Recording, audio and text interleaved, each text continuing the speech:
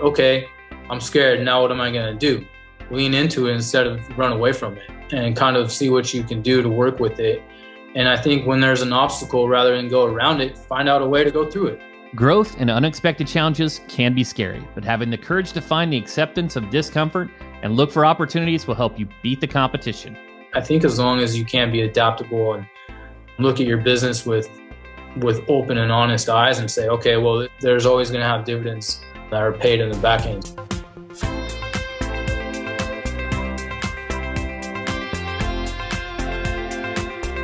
The founder of Quirk Accident Injury Attorneys, Logan Quirk, has opened 4 offices across 2 states and plans to expand into a 3rd. Growth like his requires the ability to execute a vision and pivot when necessary. He initiated a rebrand amid the uncertainty of COVID and has been rewarded with a team who shares his goals. Today, we cover business development on any budget to leverage the resources you do have for maximum return. We also dive into seeing challenges as opportunities to refocus your vision and come out on top. I'm your host, Chris Stryer, founder and CEO of Rankings.io. We help elite personal injury attorneys dominate first-page rankings with search engine optimization. In high school, Logan knew that he wanted to be a lawyer. Fresh out of law school, he spent 4 years working with his mentor and brother, who remains the best lawyer Logan knows today. He explains the impact of the relationship and why he made the decision to begin his own firm. The one thing that made me want to go and branch out was I wanted to move cities. So in order for me to kind of expand, I was in my mid to late 20s. I was making that decision. I moved down to San Diego and started my firm. My brother's firm was firmly entrenched in Ventura. And even though we do practice the same area of law, we have carved out a nice little area where we get clients from different places, and there really isn't much competition anymore. If anything, it's a collaboration, and it's nice to have a sounding board to run cases by and kind of talk to someone who's been through it and kind of talk about what's working, what's not working, and kind of share some stories, and also to have someone to vent to, because what we do can be challenging, but at the end of the day, we're brothers and we have love for each other, and there's no one else I would rather learn from. I think it's amazing to have your brother as a mentor and kind of both get to have those conversations about, just the day in, day out. Those in the weeds conversation can really be effective and kind of almost be therapeutical. Yeah, I was just thinking that it's like being a counselor for each other, just having that opportunity to share what you were going through, or kind of have that, oh, F this, F that, I didn't have the day, and to have someone who has that similar experience and kind of relate and empathize. And you decide to start your own firm. So what went into the vision? How were you thinking about biz dev?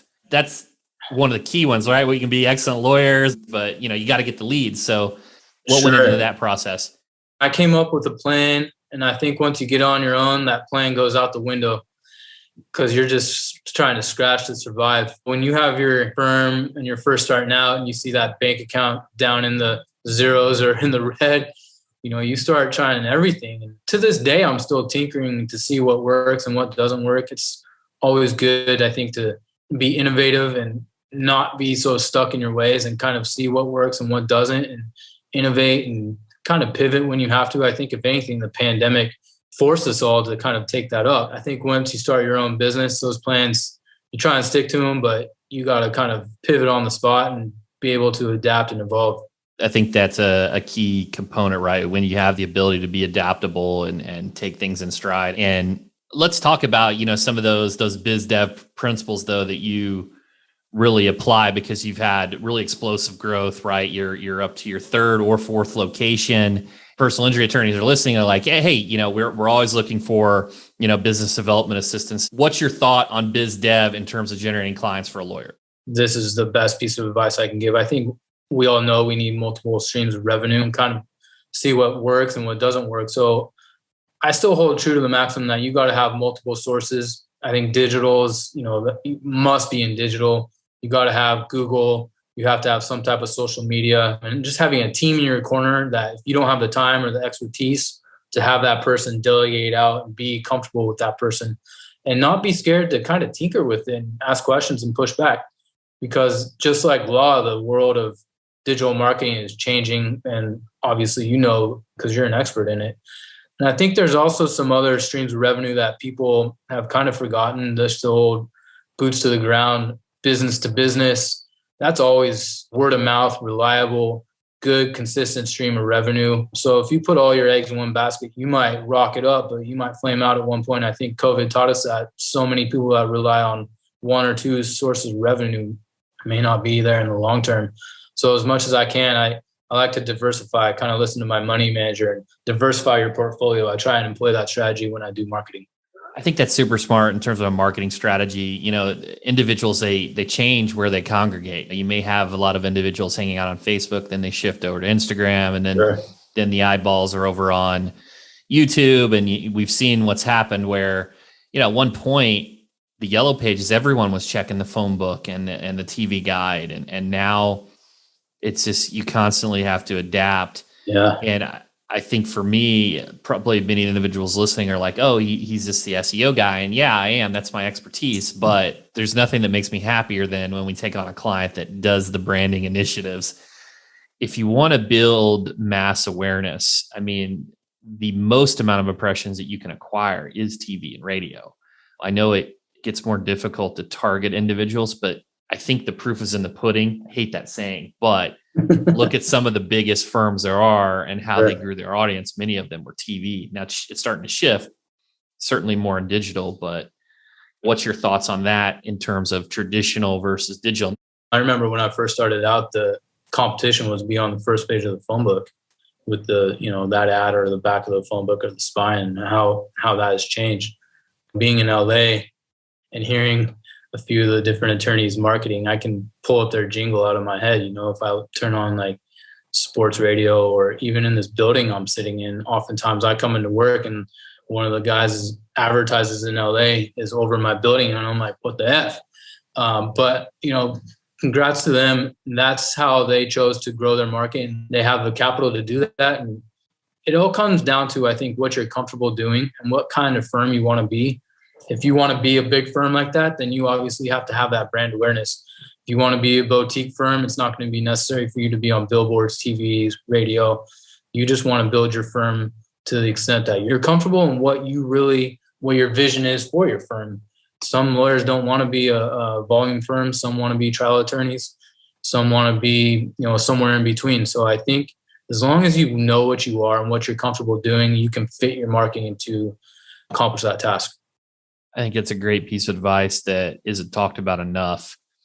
And you see these two distinctions. I know there's hybrids and different variations. You got, your settlement firms versus your trial attorneys. I think that if you're an excellent trial attorney, then you can get maximum value and maybe not take as many cases as the high volume settlement shop and have a super high margins and profitability. I think the marketing even changes, maybe elevating your social proof from a referral strategy as opposed to going direct to consumer. I want to kind of circle back though to the boots on the ground. So we had Dave Thomas on from Law Tigers, and one of the things that they do is they have like a Sprinter van that they, wrap in their Law Tigers and have all the swag, and they go to all the motorcycle events.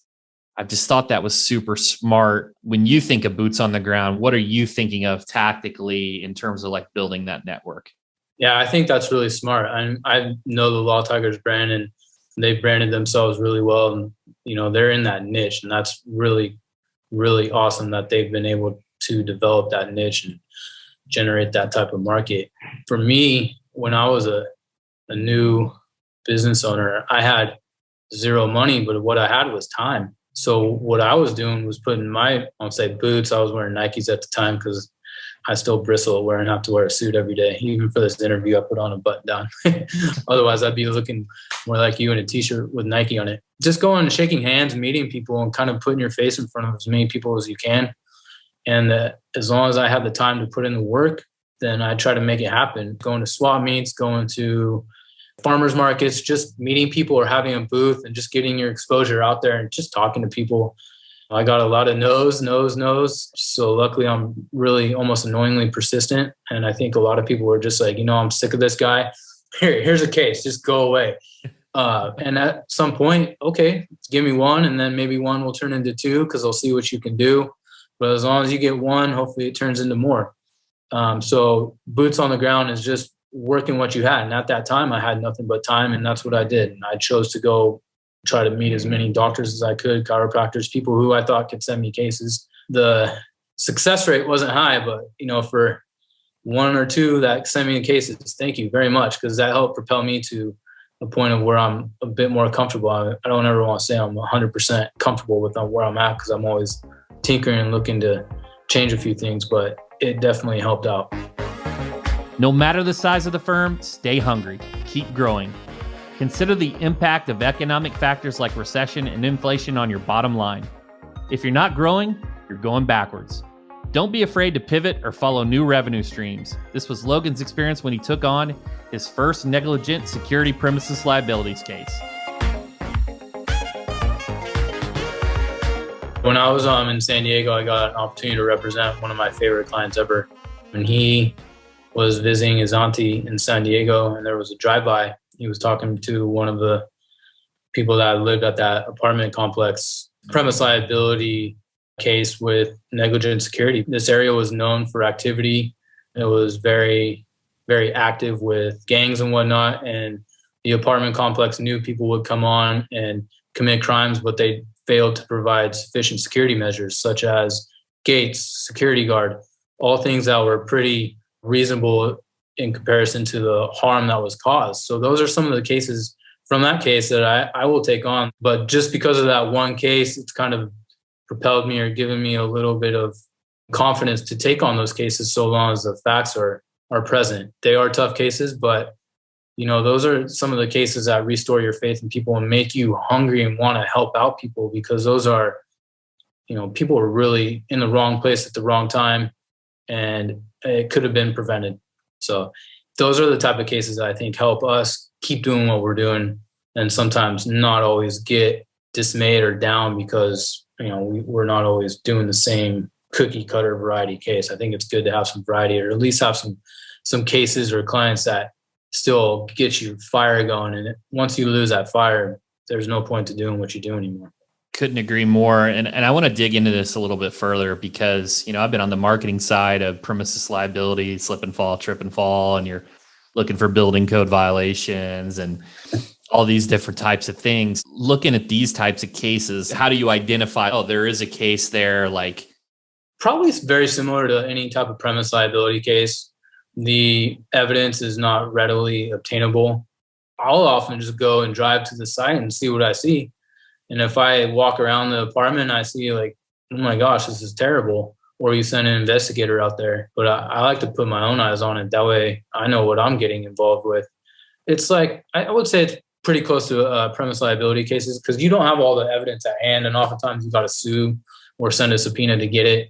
And then once the evidence comes your way, then you have more facts available to you to make a decision on whether or not it's a very good case, a very not so good case, or a case that just doesn't have any legs.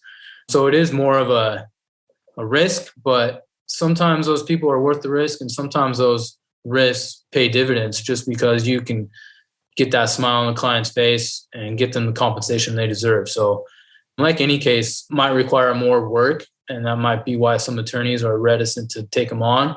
But we don't shy away from cases like that. We like to actually go and do our research and be diligent about the process and make sure that we're doing what we can to get necessary recovery for our clients. You've really launched and grown your practice during an economic downturn, right? When things are great, it's much easier to grow, and you're growing in these difficult times, and you've done really well. So when you're looking at things like COVID or recession, like, what's your mentality going into this and still wanting to grow your practice and run a great firm? Yeah, I think COVID presented a unique opportunity for a lot of us. I think like everyone else, my numbers were down drastically. Maybe a few settlements skewed people's results and bottom line. But I think for the most part, most attorneys, client intake was down, and bottom line revenue was probably down too. I don't call the percentages offhand, but I also had a little bit more time because I had less cases coming in. We could work the cases we had, which we did, but I was scared because the clients weren't coming in like they were pre-COVID, and we weren't quite sure how long the pandemic was going to happen. In California, I think we took some of the most drastic measures. So we were definitely some of the most affected attorneys.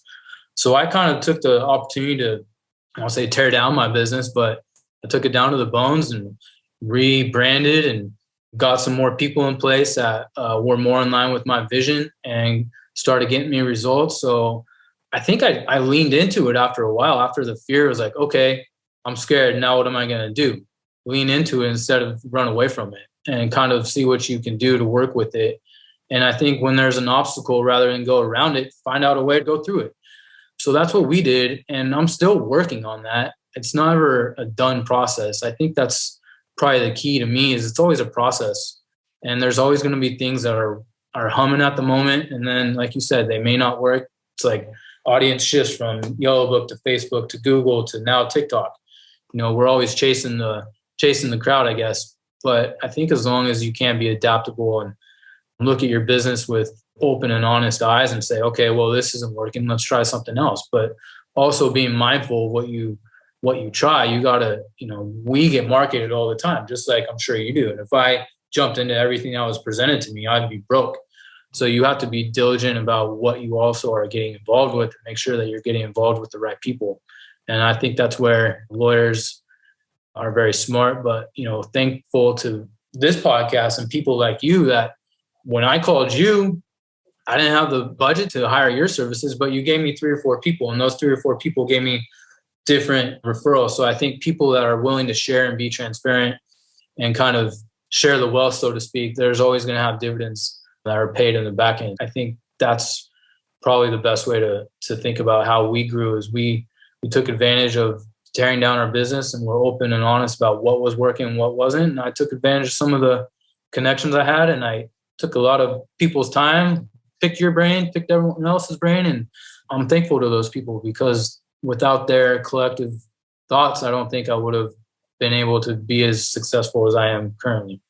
And first, thank you for that. And, I'll say that we talk a lot about, the omni-channel, the multi-channel approach, but there's also, you have to have focus and give it the attention that it needs. Otherwise, there's a million different marketing avenues and solicitations that can really drain the pocketbook.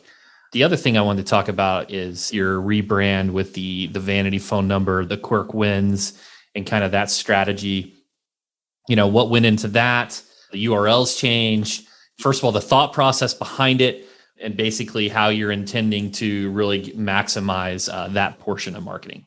There was a book I read called Fireproof that kind of brought the EOS thoughts to law. And in looking at that book, I took some of that and took some of the things that I had been tinkering with and thinking about doing it. And I was like, you know what?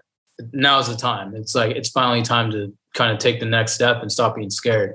So those are some ideas that come to mind, and then getting rid of the things that weren't working and finding new people to help accomplish that goal. So as far as changing the name, I wanted people to know exactly what I do. My previous name, Quirk Law Group, that's great. You're an attorney, we get that. But if you're on Google and you see that, you have to do one more click to see what type of lawyer or type of law we practice. So took away the law group and put in accident and injury attorneys.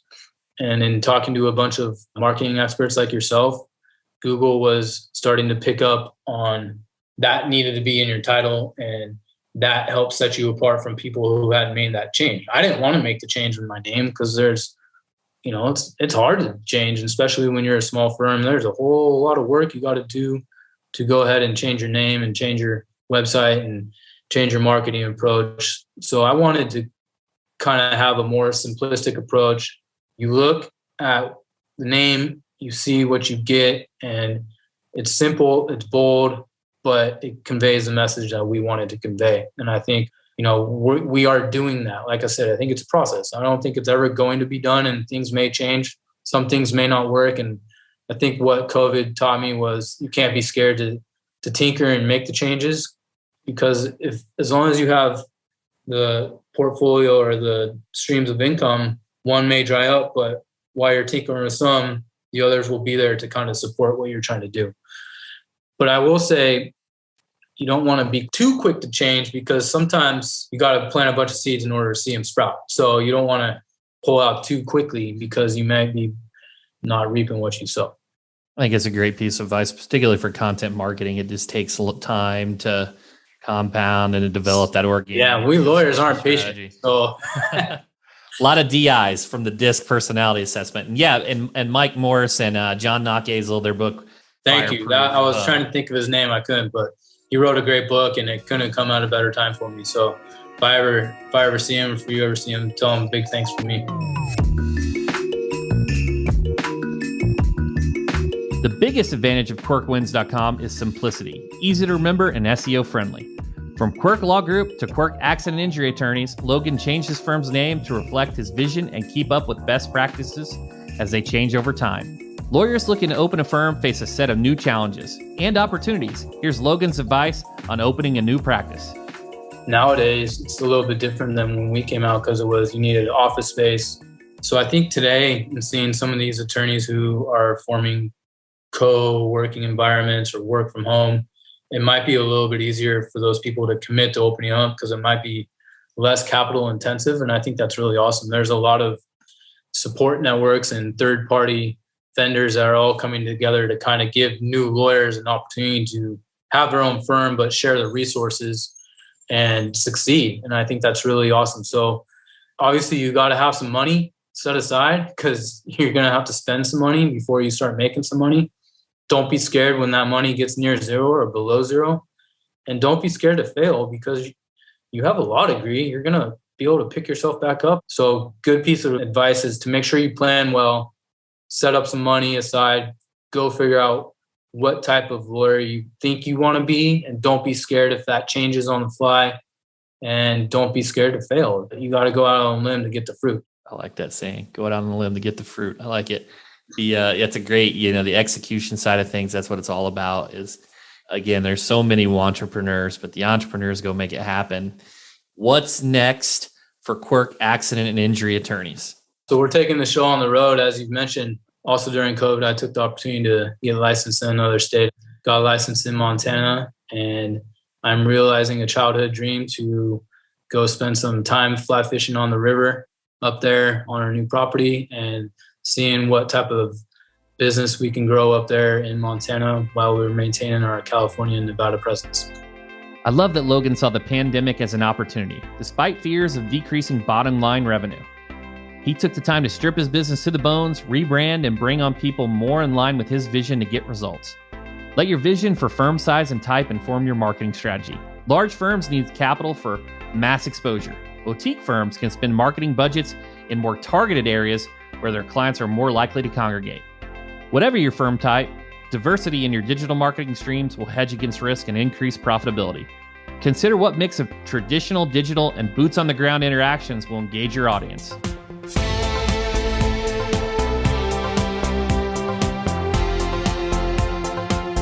I'd like to thank Logan Quirk from Quirk Accident Injury Attorneys for sharing his story with us, and I hope you gained some valuable insights from the conversation.